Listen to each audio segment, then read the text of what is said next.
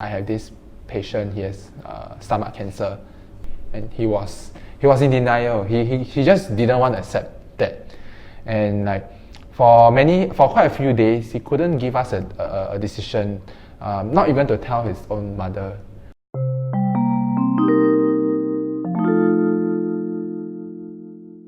How was your first day as a doctor? Yeah, it was very memorable. So 5 p.m. or so, and I was called to see this patient, and basically the nurse just told me that she thinks that the patient probably might have passed on, and that was the first few things that I was called for. The patient was really very sick, very old, very frail, and but on the very first day I was there, and I was the first person because all my seniors, I don't know, they're somewhere else. And I was the first person to be called to see this patient, and I just didn't know what to do. You know, when you're faced with someone who just passed away, and you don't know what to do. I mean, essentially your job is to certify that the patient has passed on. Wow. Yeah, but that was the first thing, and then we stayed until 8 p.m. to hold this 1 hour long family conference, basically to talk to this family member about their. So basically this patient had some quite rare condition, but it has affected him in many ways, and one of which is it affected his brain.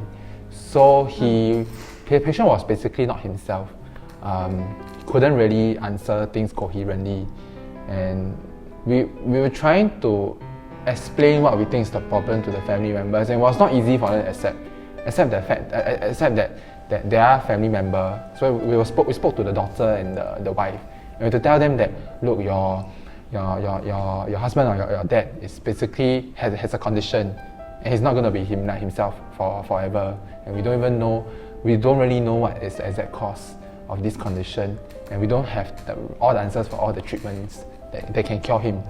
It was not easy. It was really not easy, and that was my first day on the job. We stayed until 9 p.m. And then my second day I was on call on a Saturday. It was a bit disastrous, but yeah, it was a memorable first week at work. What a mess. Yeah, I agree. Yeah. Have you ever been in a situation where the patient is very, very ill and you feel like crying?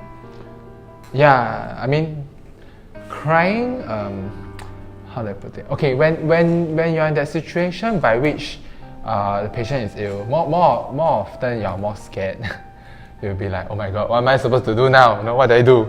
And then you call in your seniors to help you in that. I wouldn't really say, I think at that point in time you're more scared than you really want to cry. But I ever wanted to cry once. That was during my, it was a very busy posting, and I had a lot of patients that I had to manage by myself. And it was at time I was so overwhelmed, and one of the afternoons I just decided to just drop everything. I mean, I didn't really cry, but I was just feeling very overwhelmed that day. But thankfully, I was talking to my seniors, and my seniors came by to help later on.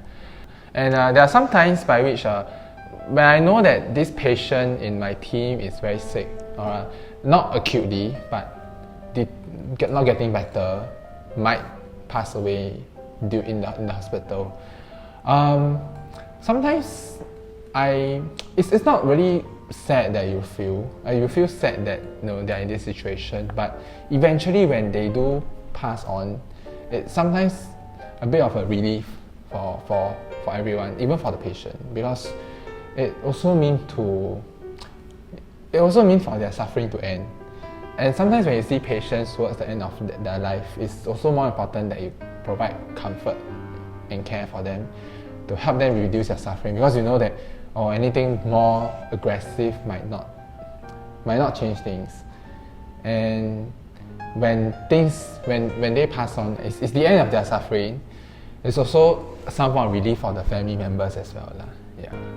Yeah. What's the worst and best thing you do as a doctor? Worst and best thing? Okay, the worst. I would say that the worst thing that has happened to me was that things, especially on call, when you have a lot of things that you need to do, you don't have time to eat, don't have time to drink, not even to pee because you don't even drink water. Yeah, like that first call was disastrous. I ate my lunch at 6 p.m. Didn't sleep until 5 a.m. Yeah, I would say that was really bad. I think the best thing that has happened to me before was, surprisingly, was how much comfort you can provide to people. And I think there was this case by which I have this patient. He has stomach cancer, quite late stage, spread to everywhere in the body, and he was in denial. He just didn't want to accept that, and like for quite a few days, he couldn't give us a decision, not even to tell his own mother.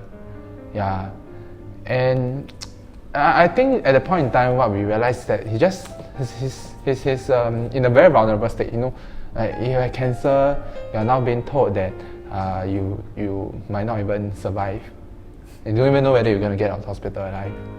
And I think at that moment, as in my team, I think what we at least could do was to provide some comfort, some amount of care and support for him.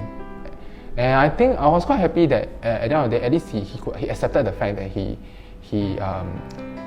the condition that he had. He told his parents, told his family members, got his entire family down, who he had some disagreement, some conflict with, and I think that provided quite fair amount of comfort for him also. And I think I hope that he managed to solve some of his problems that he always wanted to solve with his family members. Yeah, but unfortunately he passed away, I think like 1 week later in hospital. Yeah, but yeah, things happen in this profession. Yeah. What does it take to be a doctor? What does it take? A lot of hard work, because from med school you study a lot, you have tests all the time, you need to read up a lot, and even after you graduate you still need to continue taking more tests. It doesn't end, okay? Every year you take more and more tests until you become a consultant. Even as a consultant, you still need to continue reading up all the new changes in how people are being treated. So that's hard work. And secondly, you need to have quite a lot of patience, because you will have a lot of situations by you just want to punch people, just get so angry at things. Yeah, but I mean, of course you don't do that. Yeah, so that's why you must have the patience to not do that, because you just get so angry at certain things. You get very frustrated. People will keep disturbing you. For example, on call, my phone can ring up to 100 times overnight. Yeah, or get 100 plus texts on patients that I need to see. So you need patience also. You need to be very kind to people, kind to yourself, and definitely you must be very kind to your patients. And with that, you must have that. You must be willing to care for them. I'll just say these are some of the few attributes, but there's certainly a lot more to find out. Yeah. Do you have to work on public holidays and weekends? Yes. So I have friends who are on call on New Year's Eve, then they count down and then they see the fireworks from the hospital there. Yeah, that happens. Yeah. Do you eat healthily, like doctors advise people to eat healthily? No.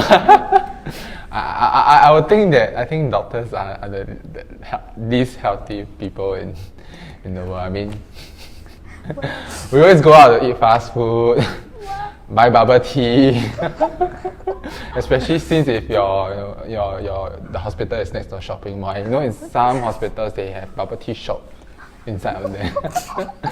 Okay, but I mean, I try to eat a bit more healthier on certain days. And try to exercise, but that doesn't really happen. Because we don't have the time, we're too tired all the time. Yeah. So sadly, no. Yeah. Do you go to other doctors when you're sick, or you treat yourself? By and large, if it's minor ailments, we will just self-medicate. Just buy the medicines from the pharmacy. I mean, yeah, it's nothing too major. But most of the time, if we need to go see other doctors, it's because we need MC also, which we cannot just write for ourselves, unfortunately. Yeah. If anything more serious, it's always easy to know some senior in certain specialty. You just ask for advice over text. Yeah. Have you ever got lost in your hospital? Yeah, definitely. But I think it was some point that I was so busy, I lost track of which ward I'm in. And then there's sometimes I finish something, I walk out, and then I realize, which ward am I in? I had to ask the nurse which ward am I in, and then I had to go and run around and realize that I walked into the wrong ward. Do people discuss their medical conditions with you even in parties?